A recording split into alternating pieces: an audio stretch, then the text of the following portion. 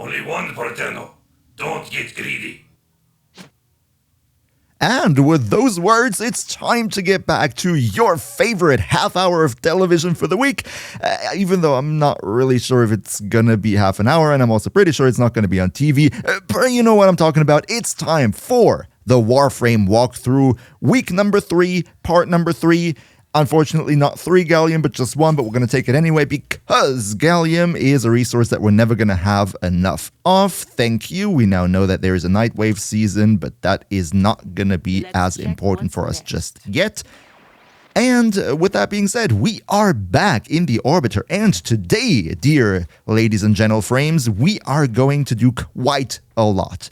Big shout outs to all my generous channel members who help me keep the lights on. And now, let's jump right into it. In the last episode, we finally finished the tutorial mission, Vor's Prize, and thereby we are now officially free to do whatever we like on this star chart right here. We can do and tackle all the matters in the order that we desire. And because we have all that freedom now, this right here is the point where a lot of new players start to feel a little bit lost because the guiding light is not there anymore. There's not the map marker anymore that tells you which mission to do next. And that's where we are going to connect right here. And we have quite a lot to do today. I'm not sure if we're going to be able to get to all of it, but sorry for that. But the main focus of today is setting up our early game economy. What I mean by that is that as an early game player, we currently have 50,000 credits. 50,000 credits is not bad, but it's going to be gone really soon. And while credits are not a problem later in the game, especially in the early game, you can never have enough of these things. And there is one way that I found out about, and I think I mentioned it in my credit guide already, that makes it pretty darn easy to make sure that you have a better income of credits in the early game until you get to the point where you can properly farm them. And that is going to be the first priority for today. However, before that, we need to make one thing sure, and that is we go to the cash shop. Welcome to the market, yes. And you might be thinking, well, Blacky, you said that this is going to be a free-to-play playthrough. Why are we going to go to the cash shop? Let me explain. You start out with 50 platinum. Platinum is the premium currency, and you can buy all sorts of things from it. Those 50 right here are your sort of starting plat, everybody gets it, and you want to make sure to invest them wisely. Don't buy any cosmetics from it, don't buy any color palettes. Luckily, this one would be too expensive anyway. Buy slots. See, when we quickly go out and go into our equipment menu here, and inventory, then we see we have our one Warframe Excalibur that we picked at the start, and we have one slot for an additional Warframe. If we want to have more than 2 Warframes, we need to buy additional slots for Platinum, otherwise we cannot hold them in our inventory. Same with the weapons. There are not that many here. So, what are we going to do about this? Now, first of all, don't worry. There are ways to get these slots later on also for free. You don't have to cash in to get them, but we can use our 50 starting plat to help a bit out with this by typing in slot, and then we will find him here.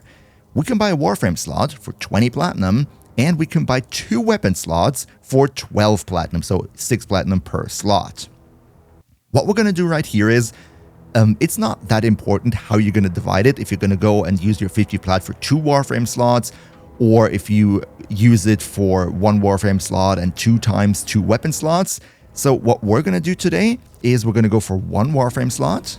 That would be 20. So we can now hold 3 Warframes. And then the rest of the platinum is going to go into weapon slots. We get 4 in total for 24, meaning we're left off with 6 platinum. And honestly, we're not really going to be able to use it for anything. Just so you know, now when we go into our inventory, we see we have 2 Warframe slots, as it says up there, and we have 9 weapon slots. That's going to be nice. And the next thing, which I just saw, is there is a little blue icon in the top left of the screen. This one right here, Mastery Rank Up. Let me explain that for a second too. If we go into our profile right here, and go to my profile, we can sort of see the stats that we currently have, which equipment we have leveled, and which things we own. It's not that important to look into that right now. What is important though is this part right here, Mastery Rank. Mastery Rank is a concept in Warframe that you could sort of translate into quote-unquote account level. Account level is the level not of your single Warframe, not of your weapons or anything, the level of your account. You increase this by finishing missions for the first time, so repeated missions do not give you any mastery experience, and also by leveling up Warframes and weapons. So when we look at our equipment right here, we currently have our Excalibur at rank 11, a Breton 15, Leto 13, and so on and so forth. Every level that an equipment piece, either Warframe, weapon, or anything, levels up, you get a bit of mastery experience. Thank you, Ordis. Yes, you are back on screen. He's been waiting the entire week for this, I'm telling you. What I was about to say is, every level that one of your equipment pieces gets, you get mastery experience. And you want to level up your mastery rank, not extremely high, but you want to make sure to keep it up. When you have it maxed out, like if it says you can rank up, if you have enough experience to do the rank up procedure, then I would say you should do it. Because you can only do one rank up per day, and we want to do that now. This will also bring you certain things here. Right now, it's not that important, and most of these level up tests are extremely easy. Like in this test, for example, you're just set in this environment right here and you need to take out some enemies with your primary weapon. It's really not difficult. There are a select few ones that are later in the game that are a bit tricky, but you can also cheese them with the right equipment if you wanted to. So really, none of them are extremely difficult. The reason we want to increase our mastery rank is that weapons are locked out behind certain mastery ranks. So you cannot use every weapon at the beginning of the game. You have to have a certain mastery rank to be able to even get them. And that is why we want to make sure to keep up with our mastery rank at least a little bit, so we can use the better weapons later down the line. Well, that's already it. We are now officially mastery rank 1. So, we are now mastery rank 1, and also one thing on the side, if you hover over this, you see this little white bar under it. This shows the progress towards the next mastery rank. This one already jumped to half because we had surplus mastery experience before doing the rank up procedure, and that's going to carry over to the next rank. So don't feel like you're going to waste mastery experience. That is not going to happen. It's going to translate into your next rank, and we're almost halfway to mastery rank 2 already. At the beginning of the game, this goes really quickly. But let's finally get into the missions. The first thing that I would encourage you to do, and that I would encourage every player to do as soon as possible in their playthrough, is unlock the mission Koba right here. This is going to be our next big task. And I'm going to explain to you why that is in a second. Let's first, because we need to take this path right here, Cetus, Plains of Eidolon, Everest, in order to unlock this. Let's first go into Cetus, which is going to give us, I think, a nice new intro again, because Cetus is the hub world into the open world. You're going to see that in a second right here.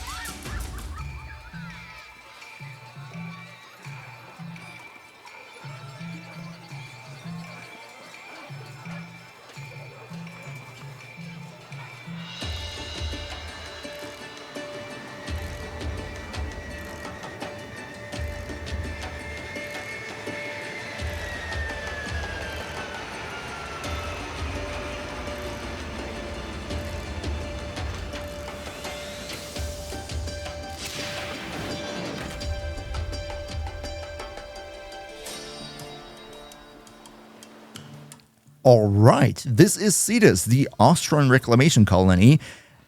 There is a lot of lore going into this, and you're probably, if you play Warframe for the first time, you're going to be super overwhelmed. Like, you went from this guy who does a couple missions on spaceships to, like, you know, this is sort of sci-fi, right? And now you're like on Earth, and they're like weird people, and you have this gigantic tower, and they harvest meat from the tower. Like, what is going on?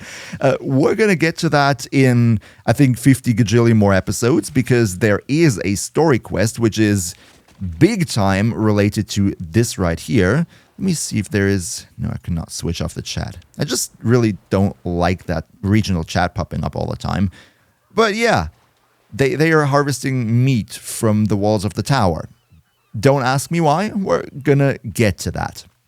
This is Cetus. It's the hub world for the first open world of the game, the Plains of Eidolon, and you can do a lot of things here later. You can craft your own melee weapons, you can talk to this guy to get missions for in the open world, you can buy a lot of stuff, and like, there's a lot going on. I don't want to get into this right now because I don't want to seriously tackle the open world just yet. The reason why we're doing this, why we're going to Cetus, and why we're now also going to go into the Plains of Eidolon, the actual open world right here, just so that we can go and... I don't know if we can abort the mission or if we can just go back. Let's just play it safe and go back. Just to set foot in the open world and set foot into Cetus will unlock 2 more nodes on the star map. If we now go back, and yes, I'm fully aware this might look freaking stupid, but this is really all we need to do for now. Get into Cetus once, get into the Plains once, because now these 2 nodes here, the Plains of Eidolon and Cetus, these are now unlocked, which means we can go into Everest and we can go into Eurasia. I don't really like the design of this because it's sort of like, you know, if you're a new player who has no idea about what's going on in the game, then yeah, you might think that the Plains of Eidolon and playing through that entire storyline there would be the logical next step for you in your journey, but it really isn't, and that is something that will confuse a lot of players. For now, we're going to do this mission here, which is called Excavation. It's actually a pretty cool mission type where you will go to certain locations and there will be like a device that will dig into the ground and get resources out of the ground, and we need to power that with those energy cells that I just picked up, and also protect it so that the enemies don't destroy it. Sometimes you get unlucky and those power cell carriers just don't spawn. It's a bit of a nuisance.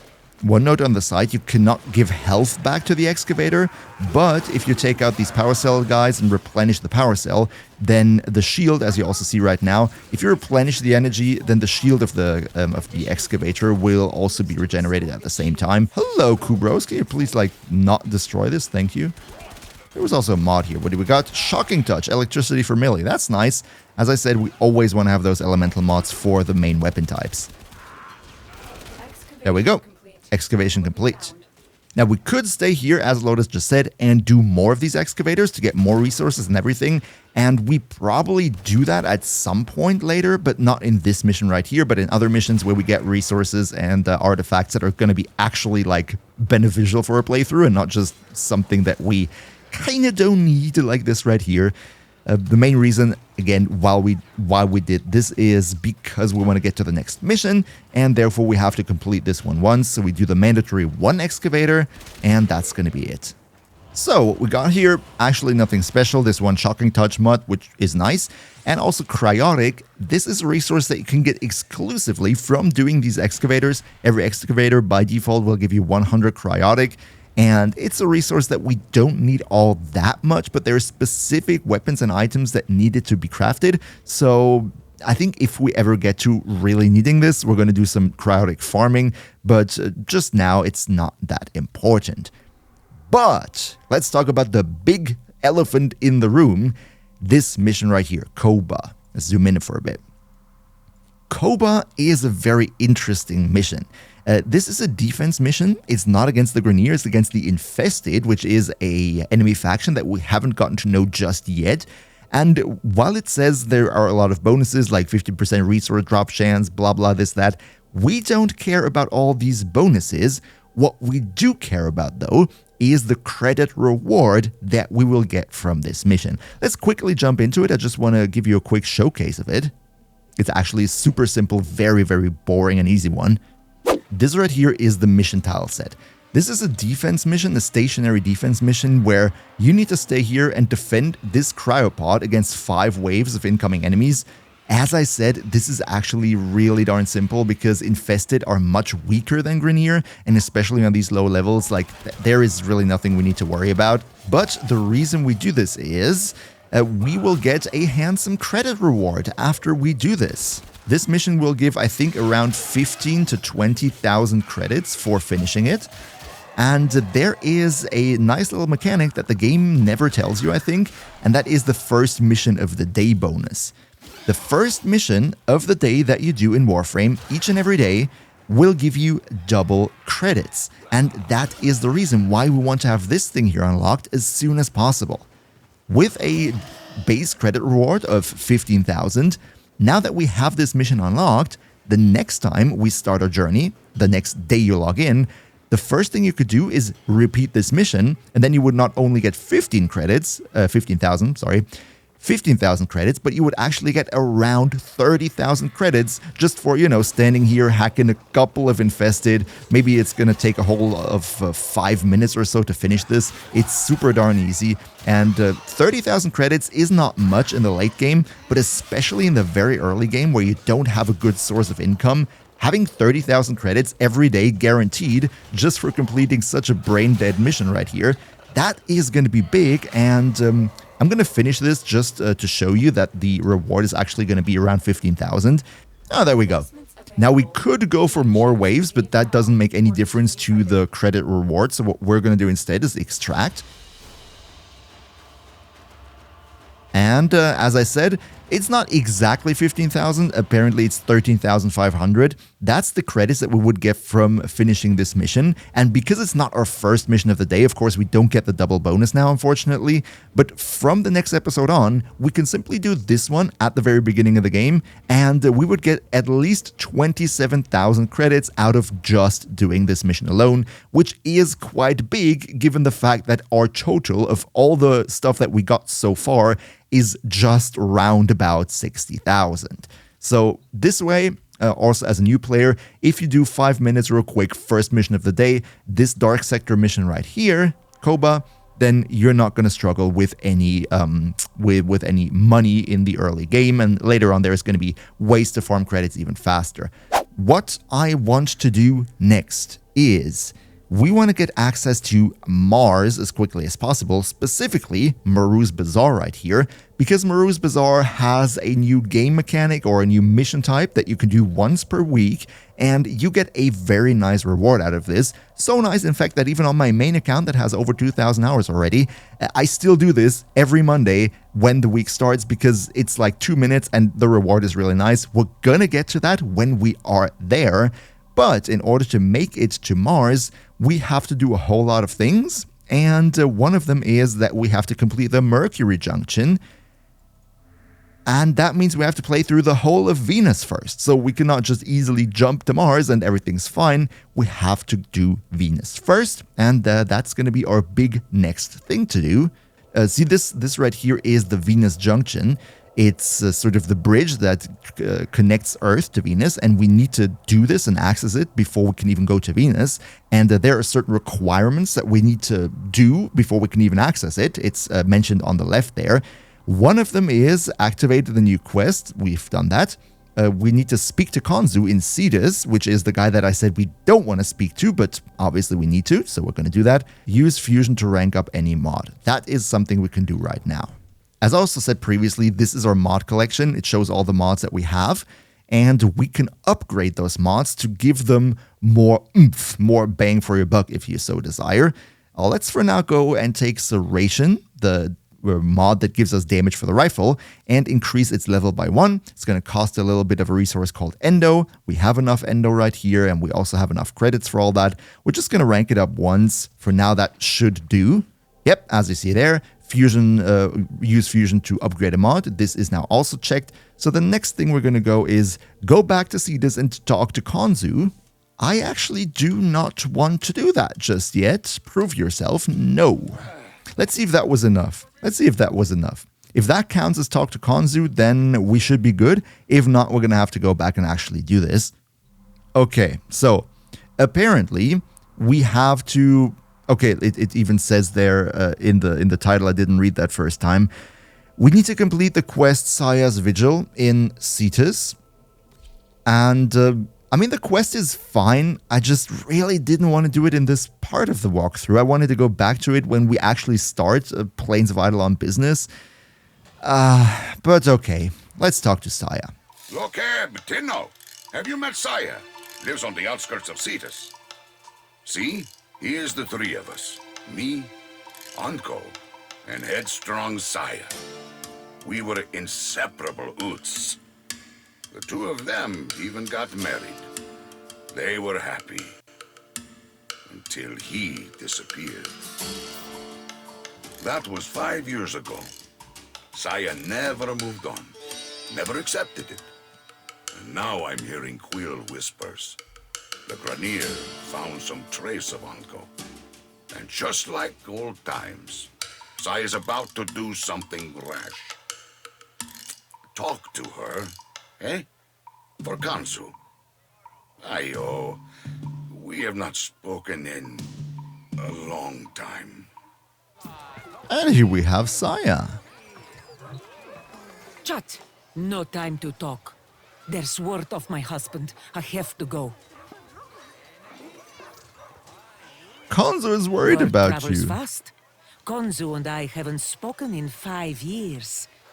Not since his involvement in my husband's disappearance. Okay. And now he sends you by the Unum. I'll accept help if you bring Onko back to me. But miss a trick, and I'll take care of business myself. Understood? Doga. Mining. What's 5 years? I know he's still out there. I can feel it. I've petitioned those damned quills for years. They seem to have knowledge of the future when it suits them. They're the ones who told me the Grenier have uncovered something that might be Onko's research. Why not just tell me where he is? Tenno, you have to find him. All your mining. Let's see if we can do that. Let me see what I can find. Sure. Tenno, I'll signal you when you're out on the plains. As crazy as this sounds, you're looking for glass. Like, one thing I'm wondering is, how can I talk to her? As far as I know, Warframes can't speak. But, you know, maybe Excalibur has like a little note and a pencil and he writes down what he wants to say. All right, Tenno. Be careful out here. Grenier numbers increase the further you venture from Cetus. Patching the Ostrons to your signal now. My uncle is alive. I know it. No one cared more for Cetus, for our people, than he did. He worked with the Quills, the Unum's closest servants, to decipher the secrets of the sentient and the glass warrior who sacrificed herself to destroy it. If you search the camp, I know we'll find some sign of Onko. Oh, they're level 10. Interesting. That is quite a bit more than I was expecting for this mission, but it still shouldn't be that big of a problem. Okay, enough is enough. Let's bring the Exalted Blade out. Stop playing, guys. Boom. There you go. That's what you get when you mess with Excalibur. This is where the Grenier found some of Onko's work. Has he been hiding here? For him!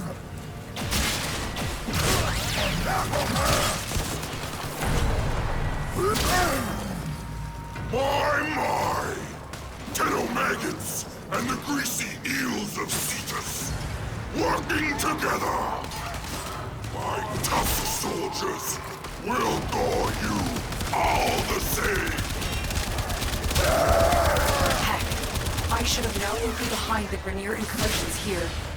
Who else would feed outmatched troops to an Eidolon if it might further their career?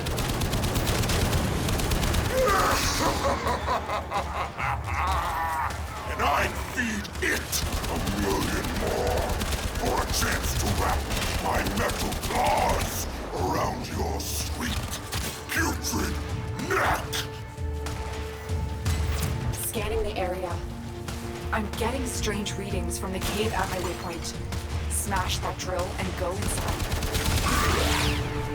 Ah, I remember that cave. Onko and I used to shelter there. Rockslide sealed it off years ago. I hope he's not. Uncle? Uncle! He should be here. I hope that he wasn't here for 5 years in that cave. That would be a bit lonely. By the Onam, is that coffer his? It bears Uncle's mark. It must be important. If it's here and he is not, oh, please, Uncle, no. Saya. Kanum. I won't say a thing to him, Tenno. I'm guessing he didn't tell you he was with my uncle the day he disappeared. This coffer is strange. I don't understand the locking mechanism. Tenno, return to your orbiter so we can get it open.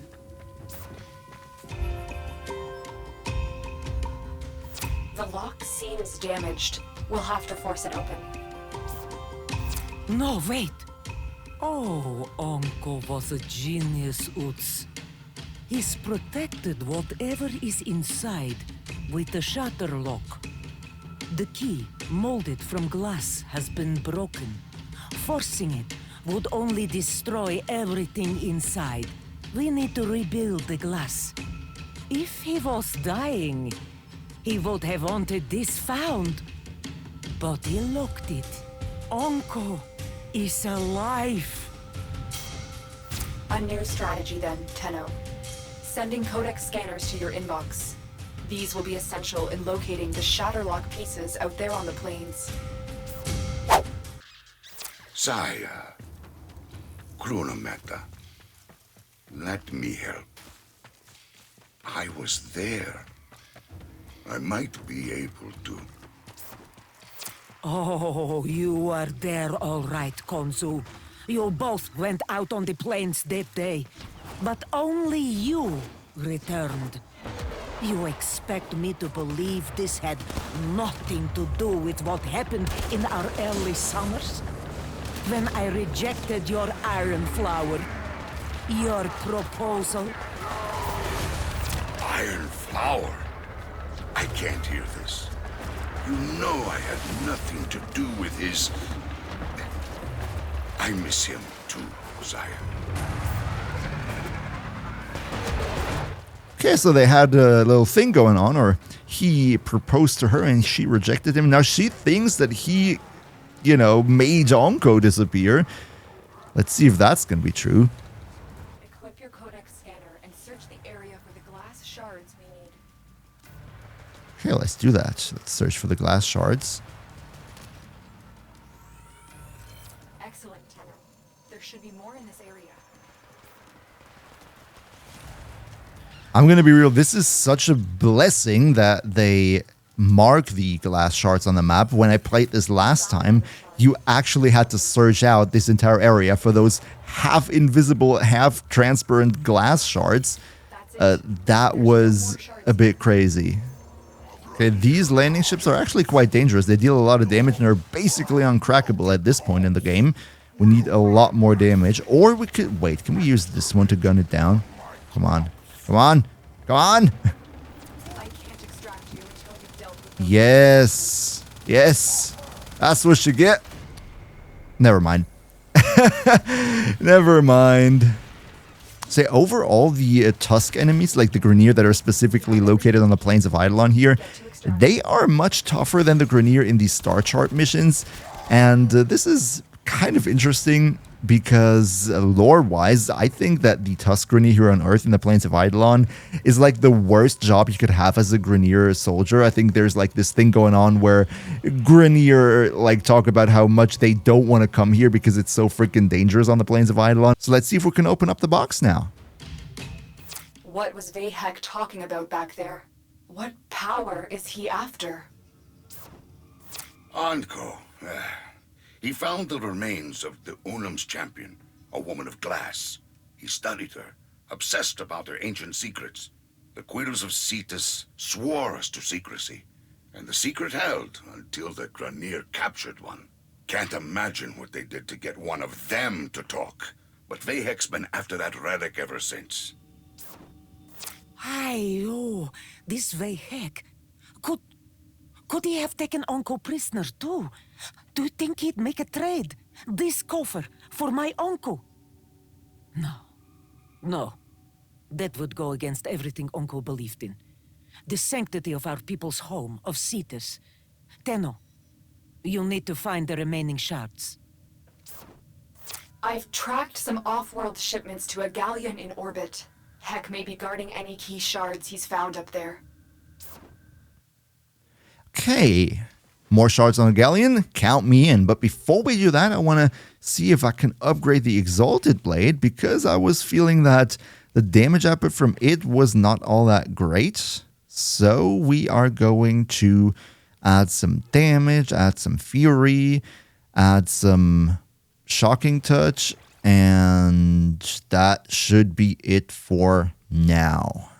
And for the Bratton, Wait, I didn't put Serration on it? No wonder it doesn't deal damage. Oh, now you send the Codex scanner? Thank you so much, Lotus. We just bought it for ourselves, okay? We don't need your money. Each fragment responds to a unique harmonic. We discovered that during my initial work on Cetus's transceiver system. It's too bad we can't walk a wide-band harmonic through the ship. Who says we can't? I'll perform a broad frequency sweep. Saya, that worked! Anko wasn't the only one with a sharp mind.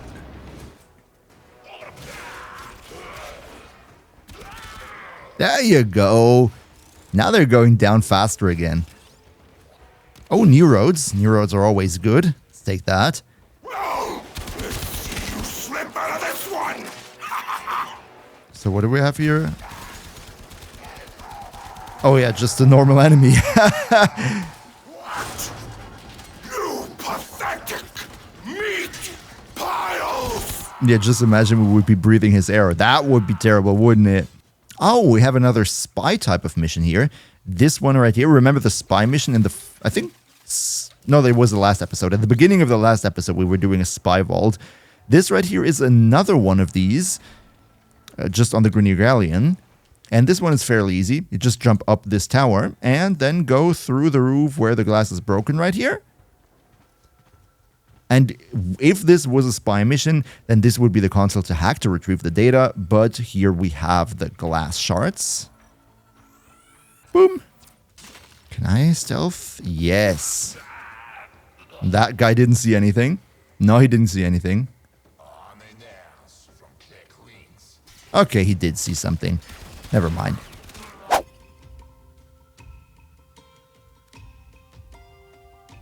There's only one piece left. Hex digging in the Central Plains.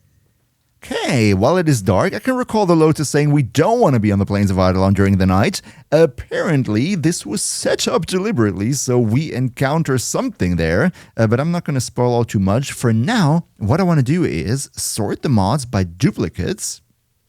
Because we have multiple assault modes. We have 2 of them. We have 2 organ shatters, we have 2 pressure points, 2 redirections, and 2 steel fibers. So we can select one of each and dismantle them for endo. This would give us just 25, that's not all that much. But now we have a total of 380 endo, and I would like to use that endo to further amplify our... Where is it? Our serration right here. Give it a couple more ranks. Now our serration is going to do more damage. Oh, Plains of Eidolon at night. Evacuation flights have been rescinded. You'll stay out here all night, if that's what it takes. Find that piece before an Eidolon finds you! How did they see me from all the way over there? Oh no, who would have thought? An Eidolon! I kind of want to farm the Grineer that he killed. Okay, you know what? Maybe not. Oh, there we got it. Hello, Codex Scanner. Hello, Codex Scanner, please. Can I? There we go.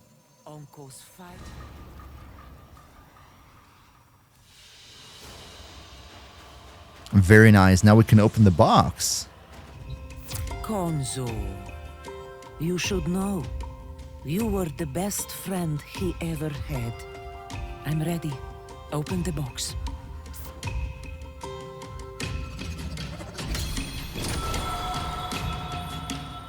Sire, you kept my flower. Oh, Uncle. You always told me I should try following my heart instead of my head. Shola, I guess it's time I did. Okay, so like, this is a thing that I was already saying when the Zaya's Vigil mission, when I first played it. This is kind of weird. Like, she went from, oh, you killed my husband to, oh, actually, I've always loved you, and now let's be together now that he's gone in like 30 minutes. And that's like, it's a bit anticlimactic. Like, those old type missions that have been in the game for a while, I think the writing in the newer missions is much stronger than it was back in the day. So yeah. Apparently, Onko is gone. Still, nobody knows where he is. But Saya has always had a crush on Konzu, and now they are happily together. We can also go back to Cetus, and as far as I know, they should be standing together at the quest booth now. Yeah, there they are. There they are. Look how happy they are together. So for now, I think this should conclude everything we need to do in order to unlock Venus. For now, let's just keep the open worlds at where they are and rather start the Venus junction to finally unlock the new planet. So the thing about the junctions is, this is really cool, you have to actually do a little boss fight. There is a Warframe Spectre, like an AI-controlled Warframe, and you need to take them out in order to progress to the next planet. You unlock this gate here, and then it's like, oh, beat the Vault Spectre, right?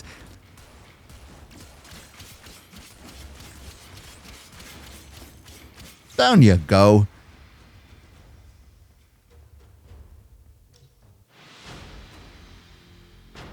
And with that being done, we finally unlock the next planet, Venus. We're also going to take a look at the rewards that we got, because there are quite some here. Generally, for doing these junctions, you get a lot of stuff. We'll get the Furious Blueprint, which is a secondary weapon. It's a fully automatic machine pistol type of thing. We could build this. Not sure if we're going to do that. We have Taxon. Taxon is a little companion that flies next to you and does a quirky couple of things. We got stance mods for melee weapons. Stormbringer, which is the electricity mod for rifles. That's good. And an Orokin reactor, okay? Orokin reactors are a very rare resource, especially if you stay completely free to play. You can apply them to a Warframe to double your mod capacity. You could go to actions here in the mod screen and then apply the upgrade, apply the Orokin reactor to double the mod capacity of your Warframe. But I would strongly incentivize not to do that, especially not when you have Excalibur as your first Warframe. With Mag and Vault, you can actually go and do that. With Excalibur, don't, because we're going to get a better version of Excalibur later in the story. Not going to spoil too much. So, now that we have all that done, I think we should start building something. And that would be the Taxon right here. Because we have all the resources for it, we have plenty of it, we can just build him, and then next week it should be done. And then we have our first little companion, a little drone that flies by our side and does a couple of things. And also it's going to gain experience, which will further amp up our mastery rank, which is already getting very close to 2. I think with that, we're at a healthy point to call it quits for today. Thank you so much for watching. Reminds the operator to take time for themselves. Which is what I'm going to do right now. Thank you so much for watching, Another massive shout out to Niels V, Demon Lord Zell, Demon Emperor, Emperor Prime, Nost Linux Gaming, Turtlepeer, Ondakanio2, Misfire DX, StreamJet21, Sign of King 5000, Cripple Pixie, MiokAG, Yagis, Hoke Hunter, and all other generous channel members for your continuous support. We see each other, hopefully in the next one, and until then, as always, good loot.